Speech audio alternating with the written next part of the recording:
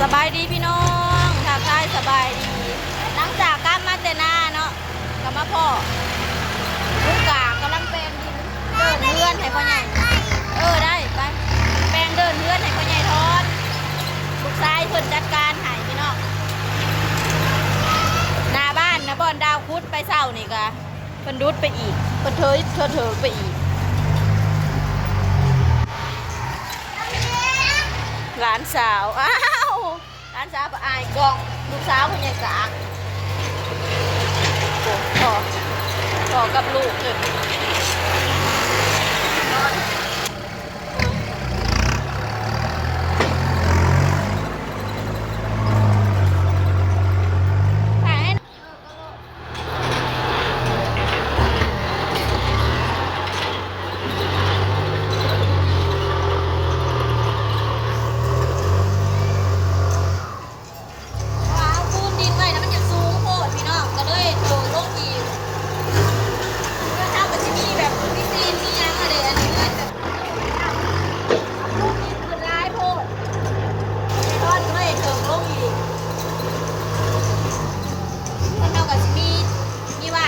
มีแอลนะ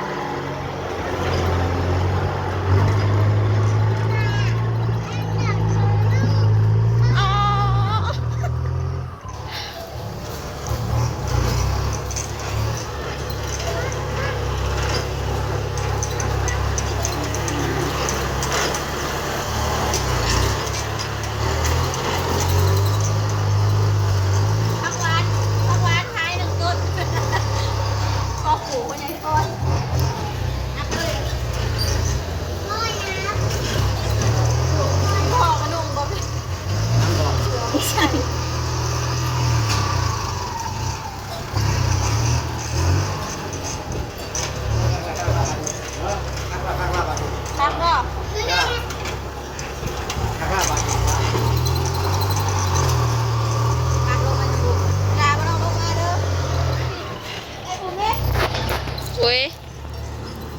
อะไรพี่น้องเอ้ยแบบนี้ดีทั้งนี้นะทำงานกันแล้วก็จำเป็นเด้อเด้อเด็กแล้วนี่ไปแล้วไปแล้วมันมาเป็นแล้วนี่กินทุเรียนไปเอาลงถามมาแพงเอาหอดจะหามีเงินต่อไปเห็ดไปหอดปูนโถมดินใส่ท่อทั้งหนาโอ้ยเดินหนาบ้านเด็กกว้างพี่น้องเอ้ยใส่ท่อจะเต็มก็ถอดถุงนะถ้าเบิ่งเหมือนคนโตเดินตีนชิเลยขลาดเลยเห็ดเห็ดย้ำพ้นพี่น้องเอ้ยปกติก็จะเห็ดย้ำแหละใหญ่ทอนสั่งลุยเลยยังดีไม่ทันเลย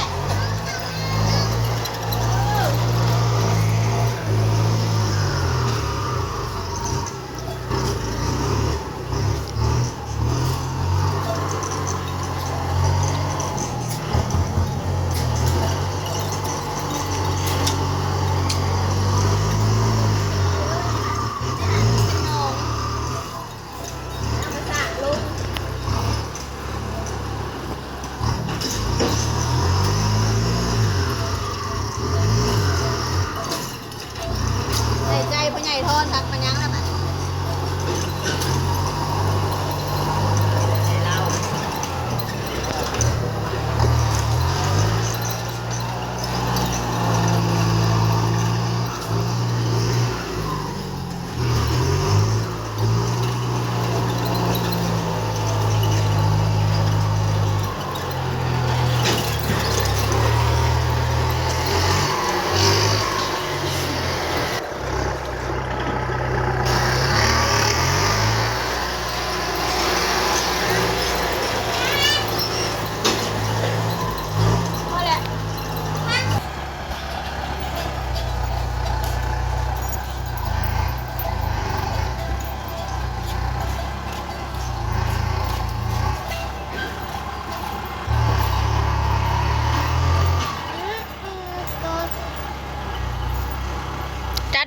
จ้า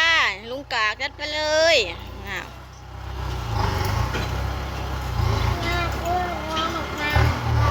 ก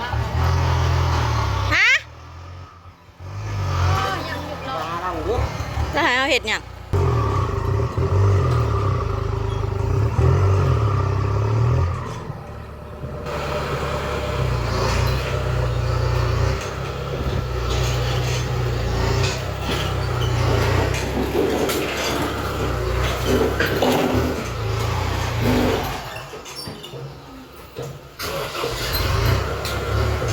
งับมาได้ไหม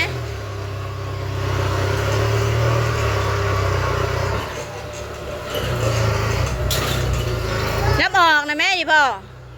งับออก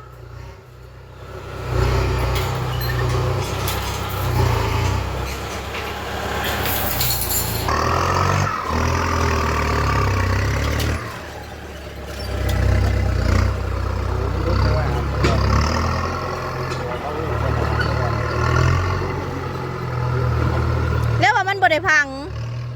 หรือมันทมบ่น่ะนะถอนออกบ่ได้บ่เดี๋ยวนี้นะวะ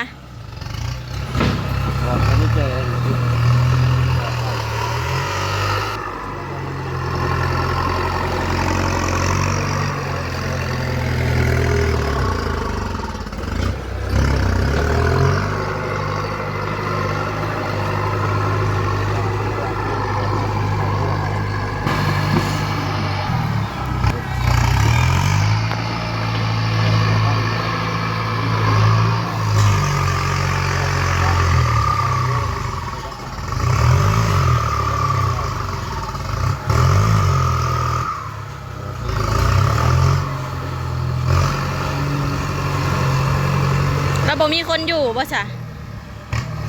เราอันนั้นไงอยู่แหละปลาล่นเราบ่ได้สัมภาษณ์เราอันไปหาหมอมานอนห้องหมอเท่าไรคืนยังยาเนี่ย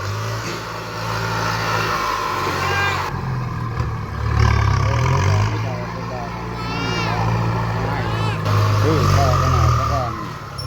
ว่าจะยิงล้มหันกับพ่อตัวนึงมันตั้งไปถึงลายมันตกฝุ่นอย่าพื้นหรือบ่พื้นเขาบอกอย่าบ่พื้นอะไรห้ามรถตรงเลยนั่นบอก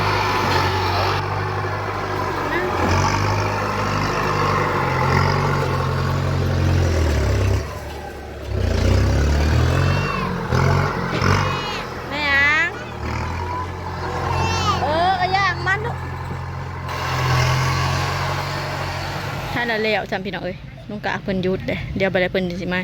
เฮ็ดต่ออีกเพราะว่าสิดันกองนั่นก็สิดันเข้าไปแจนั่นเพราะว่ามันเป็นหนองมันงามหงในหันปะเดี๋ยวสิขึ้นเมื่อเฮือนแม่แก้วไปหาเฮ็ดแนวกินแรงกันพี่น้องขึ้นไปยังเนาะบัดนี้เนาะลงไหมปะ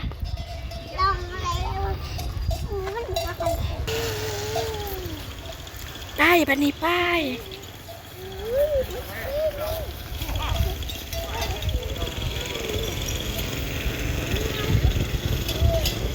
โอเคด้วยพี่น้องสำหรับคลิปนี้เนาะดาวก็ขอจบคลิปไปเพียงสำนี้ก่อนบรรยากาศยามแดงดีพี่น้องเอ้ย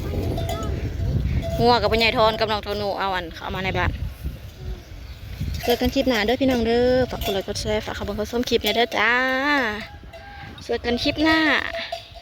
บ๊ายบาย